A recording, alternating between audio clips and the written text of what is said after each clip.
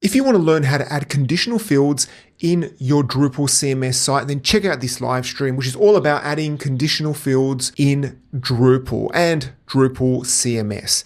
So we start things off by looking at one module, which is called Conditional Fields. And this allows you to control the state, which is an API on the field element. So you can show or hide a field and also make it required based off a value from another field. Now, setting it up is pretty straightforward. All you need to do is install it and then come to your content type and then click on Manage Dependencies.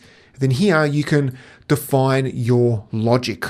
After that, we then created a custom controller and looked at the actual code which implements this state functionality. So here I created a custom controller with a form. And if we take a look at the code, here you can define your states by adding in the states property and then defining visible, required, disabled, enabled, read only, and things like that. And you can define your selector right here and the value.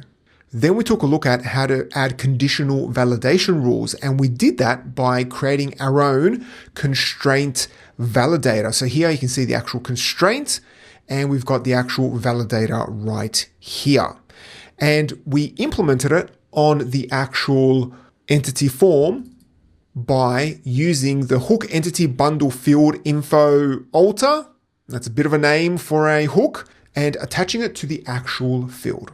And finally, we looked at using ECA to add these states, which you can do without writing any custom code. And all you need to do is create a model in ECA and then implement the build form event and then add in the add state action. And we were able to control the visibility of a form element and make it required. And again, I should mention that we didn't write any custom code for this. So if you already have ECA installed, you don't even have to install an extra module.